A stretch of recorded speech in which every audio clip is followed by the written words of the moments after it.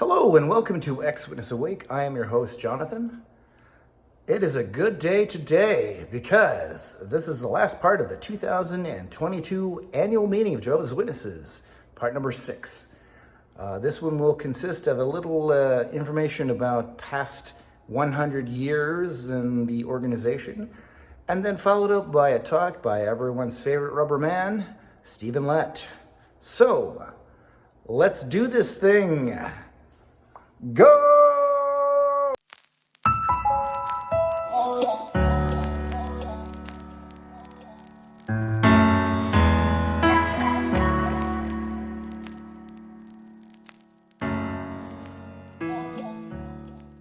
We have one final talk. Yes!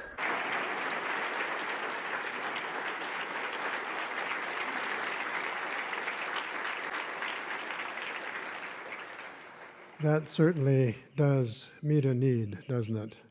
Very, very nice. Thank you, Mark. Now, how did you feel during the pandemic when you watched videos on GW Broadcasting of happy brothers and sisters going from door to door and doing cart work and conducting Bible studies? It made me kind of sad because I wanted to do that too, but we couldn't because of the pandemic. Funny thing, a lot of people are sad about door-to-door witnessing and the cart work, but for a different reason. They don't like it. Well, now we have access to all of our features of the ministry, so I don't think any of us are going to be sad when watching the next video.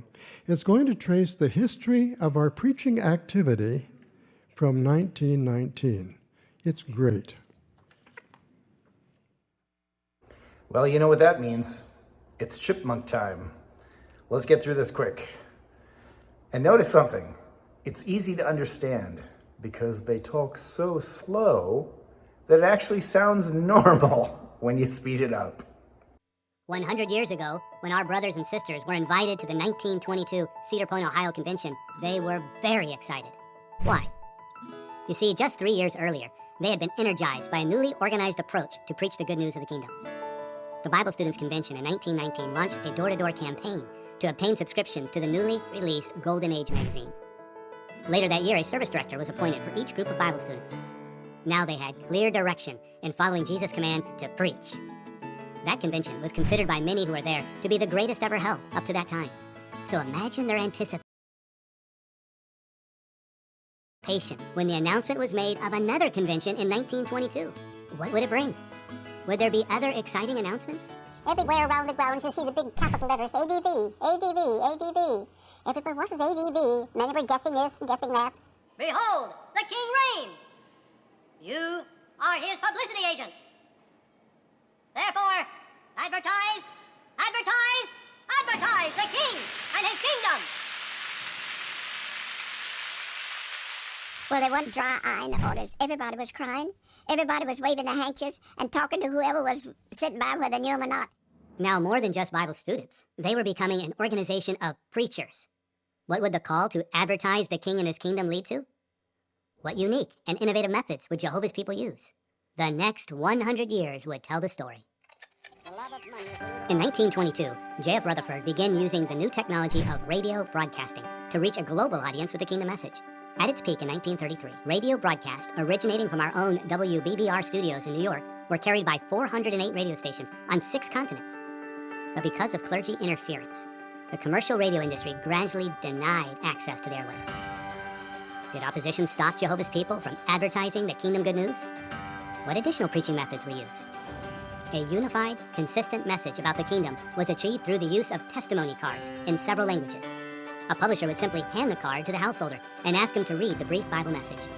Another exciting application of technology was the use of the portable phonograph for house-to-house preaching. To expand this initiative, in 1937 at the Columbus, Ohio Convention, the Special Pioneer Work was introduced. Special pioneers were encouraged to use the phonograph not only when invited into a house, but at every house. During the 1939 service year, 300 special pioneers set up the phonographs over 500,000 times, playing the pre-recorded 4.5-minute talks by Brother Rutherford to over 1 million listeners. Other Kingdom publishers thus became phonograph-minded and eventually over 47,000 portable phonographs with records covering 92 topics trumpeted the kingdom message. Determined to preach from the housetops, zealous kingdom publishers amplified their ministry with transcription machines that broadcast Brother Rutherford's full-length, pre-recorded lectures. A transcription machine was a phonograph equipped with powered loudspeakers.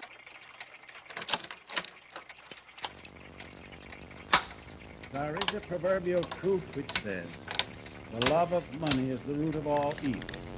The evil is not in the material wealth itself, because the earth and the fullness thereof belong to Jehovah, and in him there is no evil. The evil lies in man's unsatisfied desire to acquire great earthly riches, and his love therefore leads him into all manner of evil ways. Selfish men, greedy for material gain, acquire such riches at the cost of great suffering to others.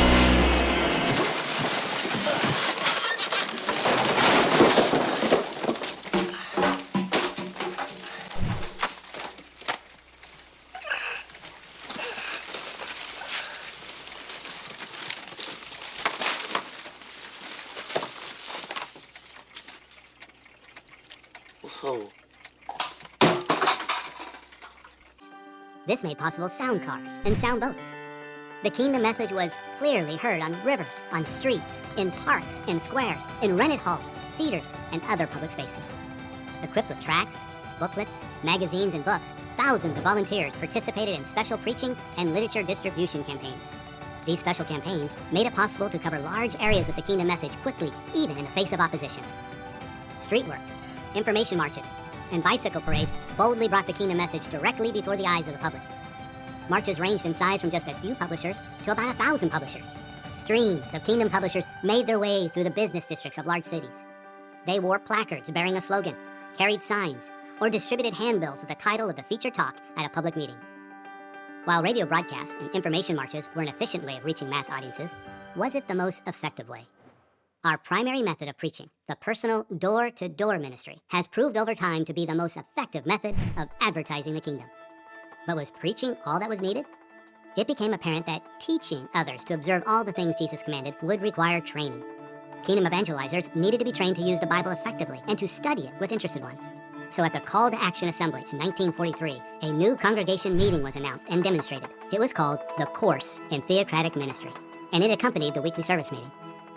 Soon, textbooks were released to help our brothers cultivate their teaching skills. The book's Theocratic Aid, published in 1945, provided clear guidance for improved public speaking, effective door-to-door witnessing, making meaningful return visits, and conducting progressive Bible studies. While Equipped for Every Good Work, released in 1946, laid a solid foundation of Bible truth through an in-depth, book-by-book examination of God's Word. Preachers were learning to become teachers. Such high-quality training equipped more to join the ranks of kingdom proclaimers. And for those who were already active, training allowed them to expand their participation. The ranks of kingdom publishers swelled. Around the same time, the Watchtower Bible School of Gilead began training kingdom proclaimers to take up missionary work in lands where there were few, if any, kingdom publishers. In the years since, thousands of trained missionaries have advertised the king and his kingdom to the ends of the earth. Additionally, the teaching tools provided by the faithful slave have steadily adapted to changing needs. Study publications such as Let God Be True, The Truth That Leads to Eternal Life, and now Enjoy Life Forever, an interactive Bible course, have proved to be extremely effective teaching tools. Huge international conventions with record-breaking attendances have generated global headlines advertising Jehovah's organization. Films, DVDs, and JW broadcasting videos have helped prospective subjects of the kingdom visualize the realities of that kingdom. Our special metropolitan witnessing and public witnessing cards continue to draw attention to the kingdom. JW.org has played a vital role in reaching millions with the kingdom proclamation in over 1,000 languages. How true are the words of Melvin Sargent, one of many faithful brothers who experienced much of this history.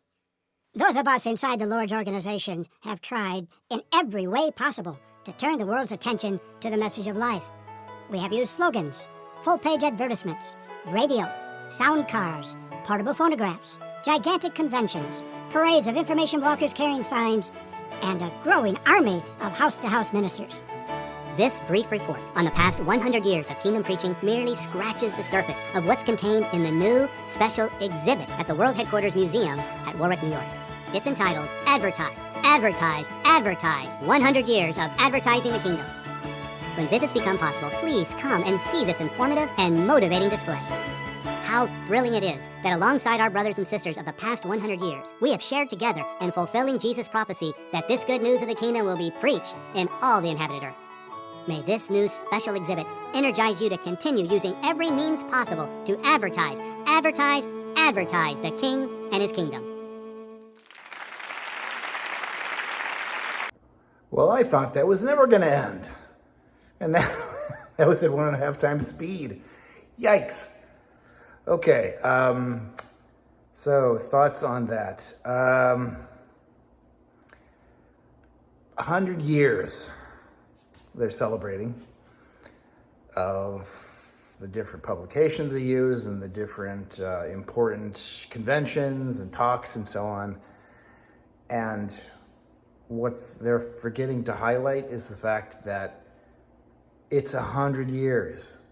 And at that time, they were also thinking, oh, the end's coming any second now. There was a prediction of 1925, so that was 3 years after the 1922 convention. So they would have thought, the end's about here. We got, I don't know exactly when that was talked about. It may have been in 1922, but in any case, not very long after. So there's people who attended there. Almost all are certainly dead. They died of old age or whatever.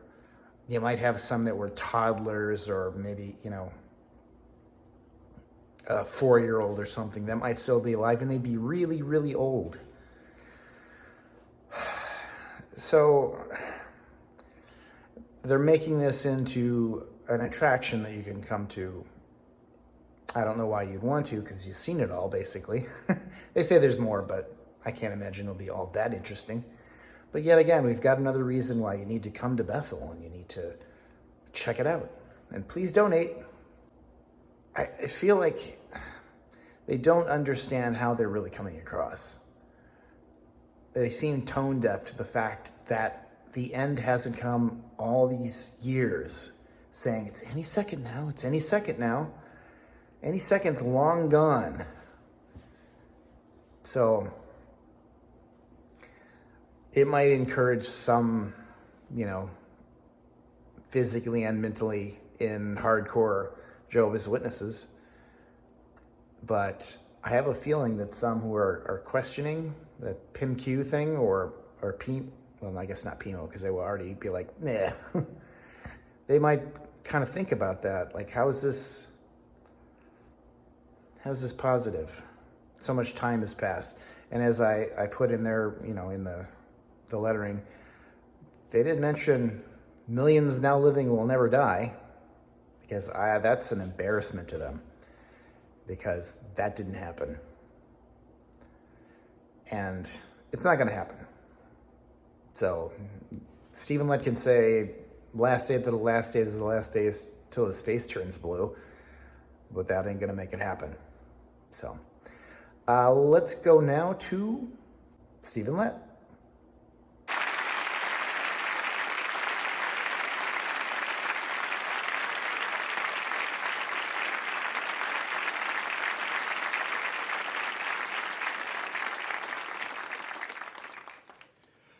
Well, that video was just the ticket, wasn't it? Because we're resuming our door-to-door ministry now, and so this gets us all enthusiastic, ready to go in service. I'm sure you're all ready to go in service now. But don't leave just yet, because we have one final talk. Brother Lett. Brother Lett always has something interesting to tell us. No pressure, Steve.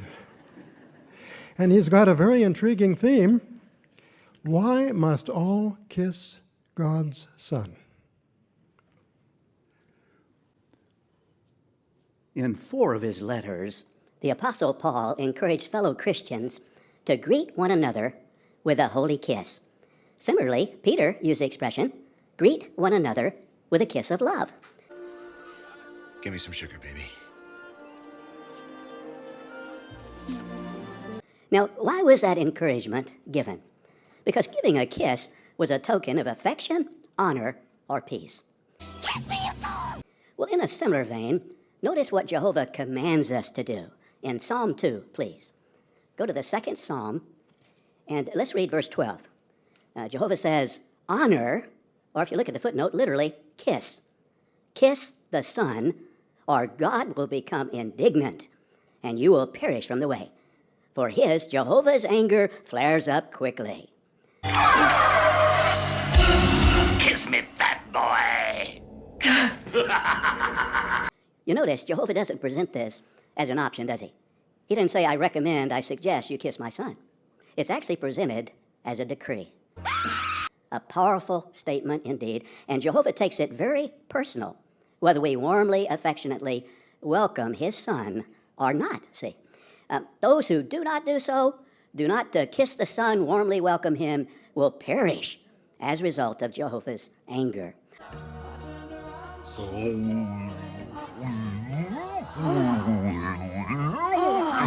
Or, put another way, such ones will meet God. Now, let's talk about this just for a little bit. The Israelites, because they were so disobedient, were warned by Jehovah through Amos, the prophet, at Amos 4:12, get ready to meet your God.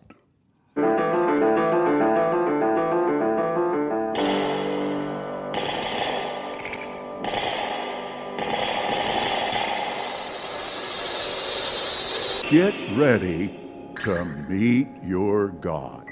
Now, that expression reminds me, when I was a young teenager growing up in the southern part of the United States, along the highways, we would often see billboards, religious billboards. And a common sign read, are you ready to meet God? And it was supposed to be based on Amos 4:12. Now, we asked, and it was explained to us, that the meaning was, are you ready to go to heaven, meet God face to face, and thereafter live in heaven? The word meet was being used with a favorable connotation. But as we indicated, that's not the meaning of Amos 4:12. Not get ready to introduce yourself to God in a friendly way.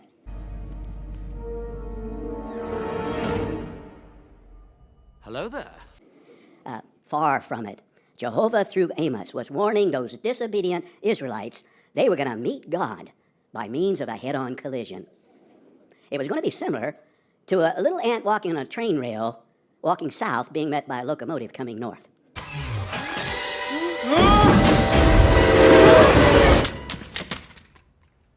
That's what the Israelites would experience. And sure enough, as Jehovah warned, some years later, the Israelites met God when they received his adverse judgment when Assyria conquered and devastated them. But now here's a question. What get ready to meet your God message is being sounded by God's people today? Well, it's true, we sound the good news of the kingdom. But we also sound a warning message, don't we? We warn that all who do not take a stand with Jehovah and walk with him, but continue to walk in opposition, will meet him in a head-on collision. But here's another question. What will happen in the near future, and we've learned during the Great Tribulation, to the tone, the tenor of our get ready to meet your God warning message? Well, for the answer, let's go to Revelation chapter 16. Revelation chapter 16, and please, let's read verse 21. Then great hailstones, each about the weight of a talent, fell from heaven on the people, and the people blasphemed God because of the plague of hail, for the plague was unusually great. Well, our publications have explained that, of course, right now, we take the soft waters of truth to people, encouraging them to turn to Jehovah. But soon, during the Great Tribulation, the tone, the tenor, will turn hard. It will announce the imminent end of Satan's entire wicked system. The soft waters of truth will congeal to become the hard-hitting hailstones of truth. And this message will be so powerful that, as indicated there in that scripture we read, that the people will blaspheme God. They will be very upset. They will be very disturbed. And it's likened to a great hailstone, with every hailstone, a great hailstorm, I should say, with every hailstone weighing about a talent. Now, the Revelation Climax book said if the Apostle John had in mind the Greek talent, that would mean each hailstone would weigh about 45 pounds. Some years ago, interestingly, there was a little article or a little account in the Watchtower about egg-sized hail falling in China and killing 25 people and wounding 200 additional people. Now, think about it. If hailstones weighing only ounces could do that, what about 45-pound hailstones? And especially if you factor in how fast they fall. Experts say a large hailstone can fall at speeds faster faster, faster, faster, faster, faster, faster, faster, faster, faster, faster, faster, faster than 100 miles an hour.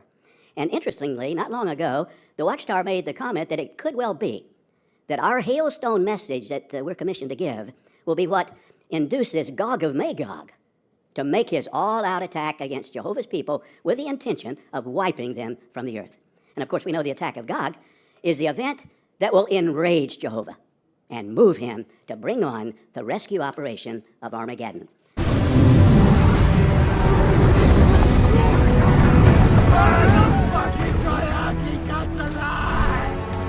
My prince! Save me! But right now, we're still in the Kiss God's Son invitation time period. We're happy about that, right? But don't get too comfortable with that message either. We entreat honest-hearted ones to honor God's Son, to warmly welcome him as earth's new ruler. And we do this urgently, don't we? During the time before that hard-hitting, get ready to meet your God time period arrives. But now here's a very important question. Are we motivated to kiss God's Son only because we don't want to experience the adverse consequences of not doing so? No. Our main motivator is love, isn't it?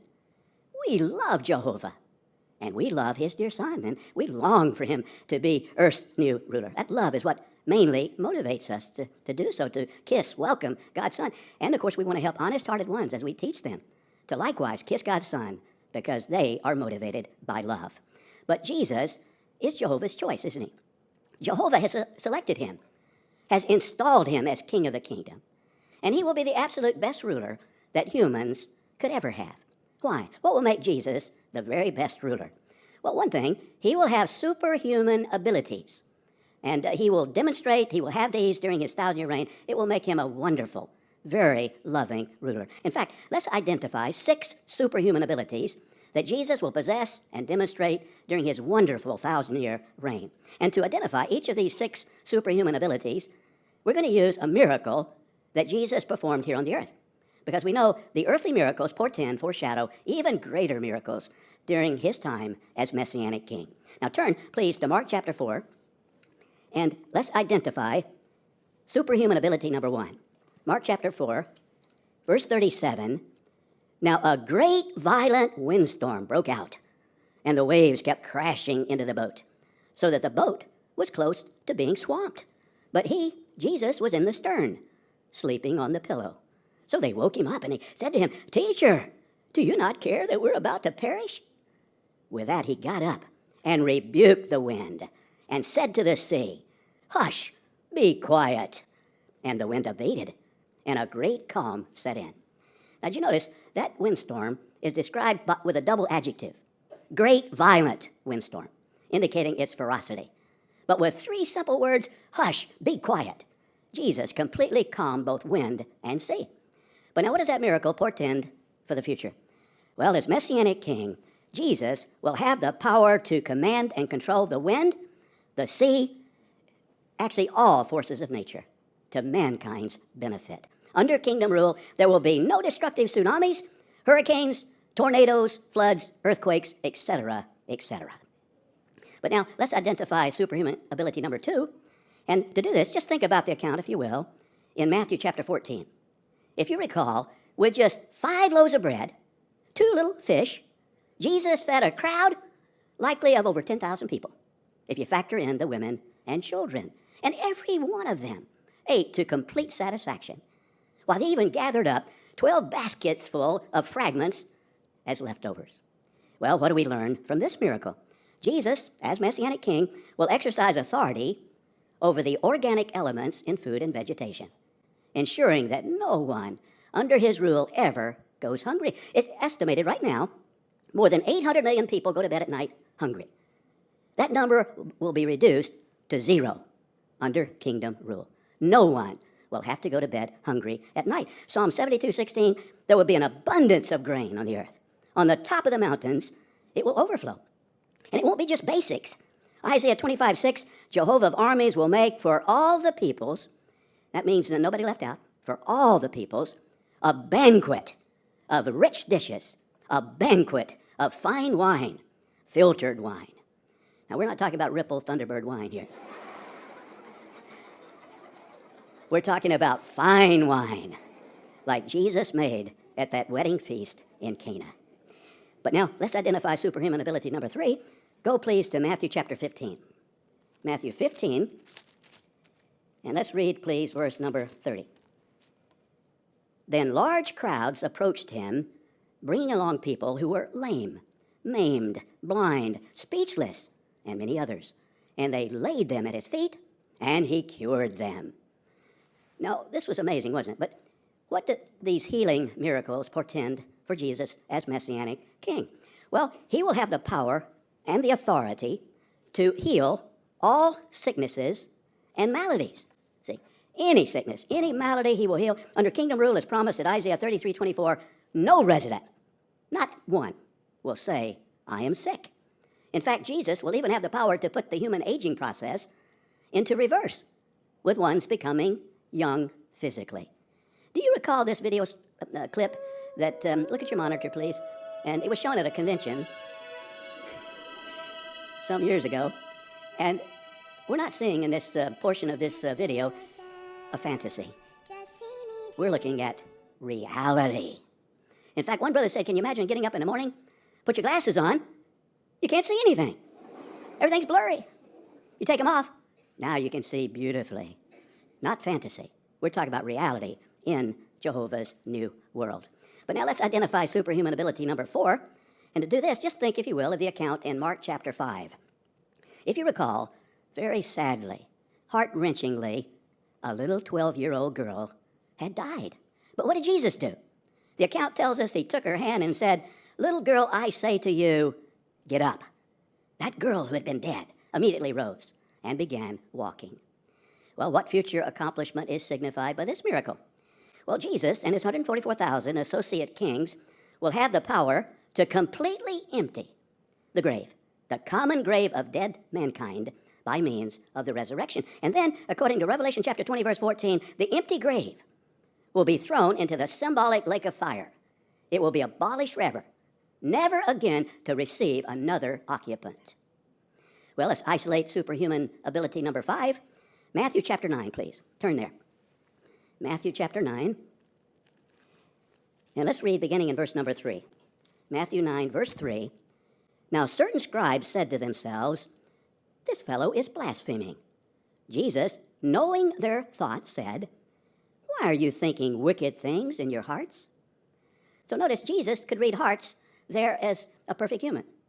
What about his Messianic king? Even more so. He and 144,000 will be able to read hearts, and that means what? They will be able to perfectly judge mankind with absolutely no mistakes. Amazing indeed. Well, let's determine one more, a 6th superhuman miraculous ability that Jesus will possess and demonstrate. And we're going to do this. Let's go to Matthew chapter 8. Just back a little bit from where you were there. Matthew 8 and verse number 16. But after it became evening, people brought him many demon-possessed ones. And he expelled the demons with a word. And he cured all who were suffering. So notice, rather than risk a decisive test of the power that was backing Jesus, the demons obeyed his command to release these people that they were possessing. Well, what do we learn from this? What does this prefigure? Jesus and the 144,000 will have the power to act against Satan and his demons. Because Jesus even granted on the earth his disciples that same authority, didn't he? They were able to expel demons. So they'll certainly have the power, even more so, to take action against Satan and his demons. At the end of the 1,000-year, or at the end of the Great Tribulation, I should say first, they will abyss them. Then at the end of the final test, at the end of the 1,000 years, Jesus, joined by the secondary seed of Abraham, as promised at Genesis 3:15, Jesus will crush the ugliest head in the universe, Satan's head. And he will crush the second ugliest heads in the universe, the heads of the demons. What a tremendous accomplishment in vindication of Jehovah's name and sovereignty that will be. Well, there we have 6 marvelous, miraculous, superhuman abilities that Jesus will possess and exercise during his reign. Human rulers, if we think about it, couldn't even dream to ever possess even one of those superhuman abilities. But Jesus will be able to, 1, command and control the forces of nature to the benefit of all humans. 2, exercise authority over food and vegetation, ensuring that no one ever goes hungry. 3, possess the power to heal all sicknesses and maladies. 4, have the capability to completely empty the grave by means of the resurrection. 5, possess the ability to perfectly judge humans with absolutely no mistakes. Number 6, be empowered to act against Satan and his demons. And if you think about it, the foregoing are only a few examples of the superhuman royal power that Jesus will possess as Messianic King. No wonder he's Jehovah's choice. And no wonder Jehovah has issued the decree that all, not optional, all must kiss, warmly welcome his son. Now, it's true, a kiss can be hypocritical, can it? You know, Absalom gave out many, probably better say gave off many hypocritical kisses. He was kissing everybody, wasn't he? Hypocritical. We read the account, treacherous Joab hypocritically kissed Amasa just before he murdered him. And by means of a disgusting, hypocritical, quote, tender kiss, Judas betrayed Jesus. But brothers and sisters, our kiss of Jesus is not hypocritical. From the bottom of our heart, by our conduct, by our words, we warmly welcome Jehovah's choice, don't we? We're so happy, and we tell everybody about this, that he is already installed as king, and he will soon be the ruler for all the earth. And we want to help honest-hearted ones to likewise, sincerely, affectionately kiss, welcome God's Son. We do this urgently during the limited window of time, during this Kiss God's Son invitation time period, before the it's now too late time period arrives, when ones will be told, get ready to meet your God. Of course, sadly, as we know, the vast majority, especially the rulers, will adamantly continue to do so. But we are not like them, because these ones, the anger of Jehovah and Jesus, will blaze against them. But may Jehovah richly bless you, dear brothers and sisters, as you continue to affectionately, warmly welcome Jehovah's choice, and as you work hard to help other honest-hearted ones to do the same.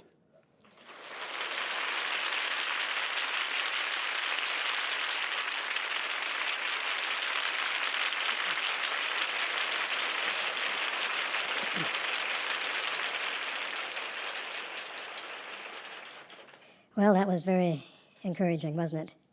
And I think we can say that Jehovah has been very good to us today. Jehovah has given us the encouragement that we've all desperately needed. And so if you felt encouraged by this program, thank Jehovah for it.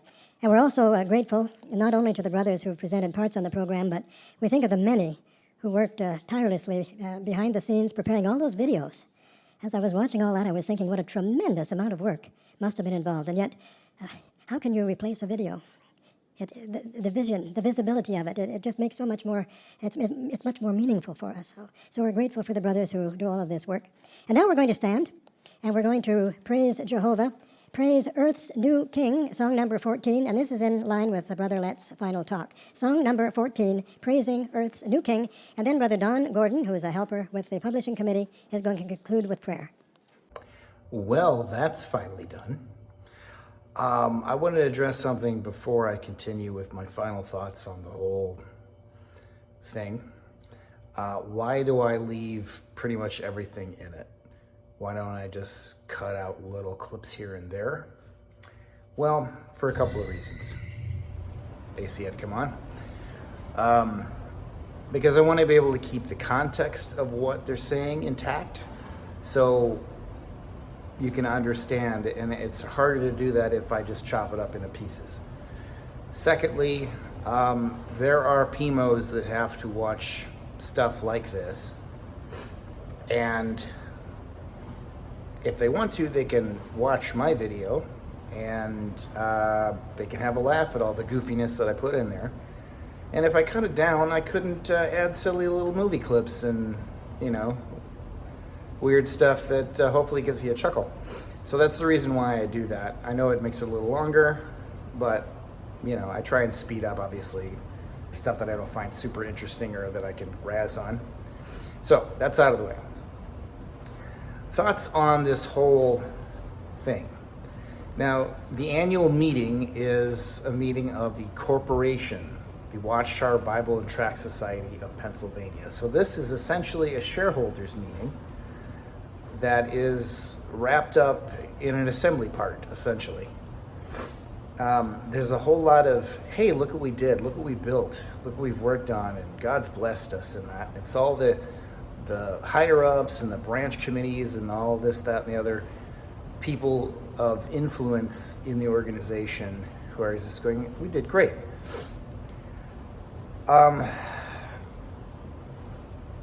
As far as this part with, the building projects to where they're adding in these museums, again, I think it's just a money-making thing. I think it's just like, hey, look at, if I thought my comedy was great, I mean, I do okay. I still wouldn't make a museum of my, greatest clips and have people come and see it. Well, I guess that's my videos on TikTok.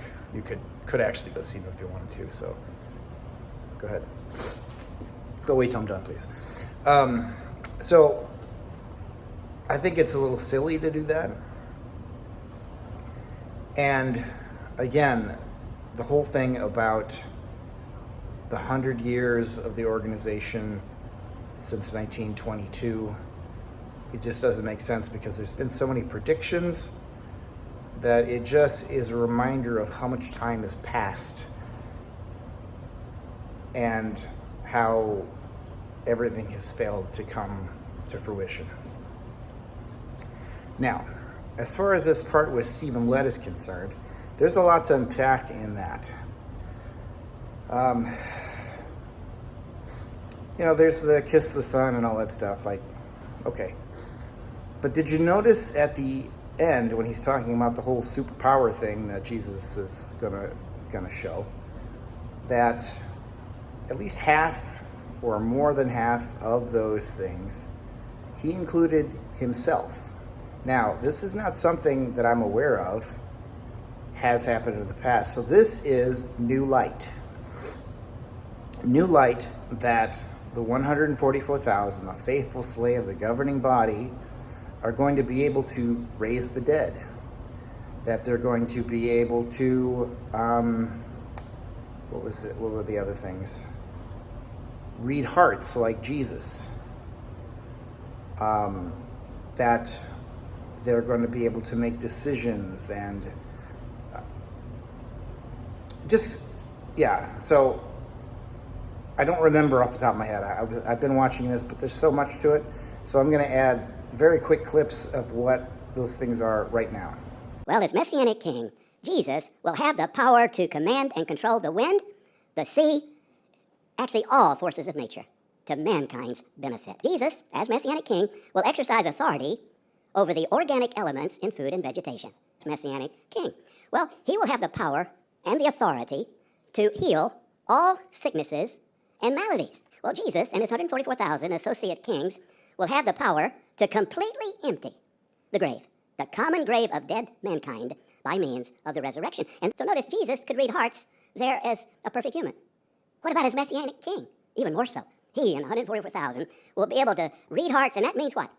They will be able to perfectly judge mankind with absolutely no mistakes. Jesus and the 144,000 will have the power to act against Satan and his demons. Because Jesus even granted on the earth his disciples that same authority, didn't he? They were able to expel demons. So it's obvious they're making themselves out to be more than they have been. They're essentially making themselves equal to Jesus. I don't think Jesus would find that cool, personally. It's like if Stephen Lett was a Pokemon and he just evolved to the newest level. So I think what we can take away from this video and from the stuff they presented is you just need to be careful, because they will put in subtle things. They will put in things that club you over the head. But all of it is designed to consolidate their power, to make themselves out to be more than they have been, and make you think twice about leaving and about going against them. Because if you truly believe that Stephen Lett has the power to destroy people very soon, and has the power of resurrection in his hands and judgment, he's going to be able to read your heart, you might think twice about crossing him or his other cronies. But it's not true. It's false prophecies. It's them making themselves out to be something they're really not. So that's all I can really think to say on this. I'm glad that the program has come to a conclusion. I think I've had enough of the 2022 annual meeting of Jehovah's Witnesses. So with that said, if you like what I do, please like, please share, please subscribe. I'd like to make to 1,000 subscribers by the end of the year. I'm edging closer to it, but I'm not there yet. So if you could help me out, that would be really great. I just want to have some goals, some milestones to make the channel grow so that I can be able to talk to more people. With that, I bid you adieu, and I'm going to go back to doing once a week because I'm tired and I got stuff to do. So have yourself a great day, and I'll see you later. Bye!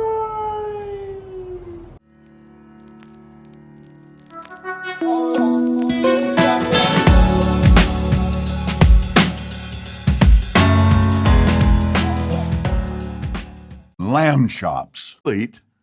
Bah. Hush. Be quiet.